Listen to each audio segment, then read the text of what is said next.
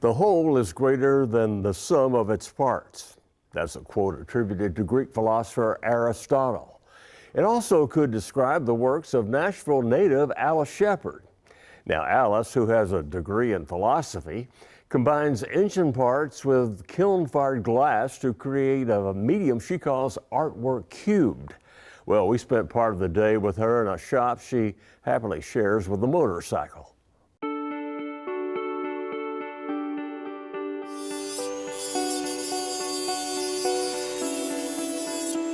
I've been making things my whole life out of just whatever I could find, basically. And if something I thought looked cool or pretty, then I would try to do something with it, particularly if no one wanted it or if it was going to be thrown away.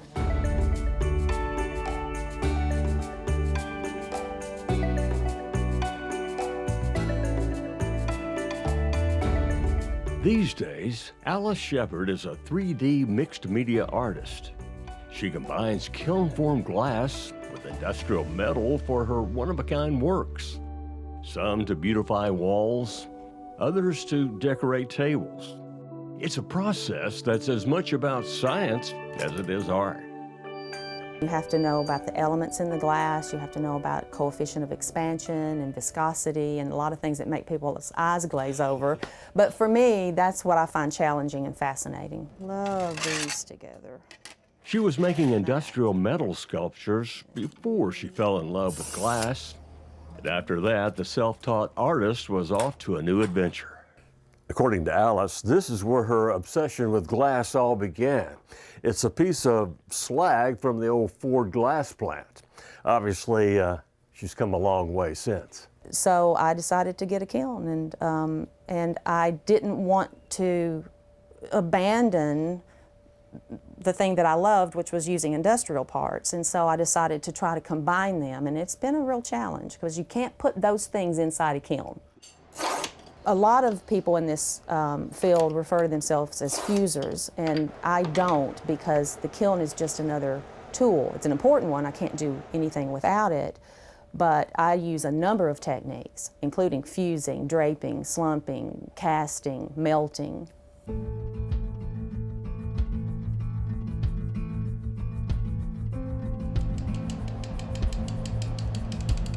After donning a safety mask, Alice taps powdered glass onto a plate, one that she's covered with tiny lock washers. After removing the washers with a magnet, it's time for the next big step. I am going to take this piece and I'm going to put it in the kiln and I'm going to fire it, and it's going to look like that piece that's behind you over there. It requires a minimum of 12 hours to fire glass, with multiple settings involved. Safe to say a computerized controller is a lifesaver. So the controller I program to tell the elements in the kiln when to kick on and when to kick off, because glass has to be brought up to a certain temperature in certain stages and held and brought up and held and brought up and held. And then when it comes down, it has to be held, and that's called annealing. One of her favorite techniques of manipulating glass is a process called faux weaving. Those are strips of glass that I have cut. Sometimes I alter the glass prior to it to suit me, and then I cut it, and I will stack it 4 layers high in a particular manner so that when it is melted together, it appears to be woven. And what I like about that is it's more organic in form, and the colors overlap and make new colors. And the metal pieces? Well, she has an endless supply thanks to husband Ron, who's an industrial parts salesman. They write off things that either were broken or ordered and not made exactly correctly, and they're very specific pieces, so they just can't be used. And if they're small enough, I can't use anything too large, but if they're small enough, then I can find ways to incorporate those. So let me get this straight. Some husbands bring home flowers, yours brings home Sprockets. machine parts. Yes, Sprockets. He'll bring home a box of broken pressure gauges and sprockets and, yeah, chain and that sort of thing. That's what you want, right? It is. It needs a nice warm bath beforehand. To give shape to a sheet of flat glass, Alice often employs one of many fireproof molds from her toolbox. And it will be fused into a flat shape. It'll be balanced on here again, and put back in to bring up to a lower temperature until it takes on the curve of this mold.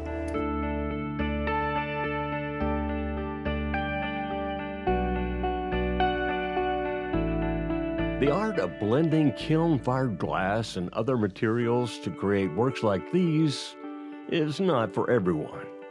It takes a special talent, a good bit of science, and a whole lot of determination. In other words, an extraordinary artist like Alice Shepard. I decided to be a motorcycle rider. I took a class, I learned, I was afraid. You know, I did all of those, went through all of those stages. With the glass, I just sort of jumped in, and then the glass sort of took over. So the glass kind of obsessed me in a way.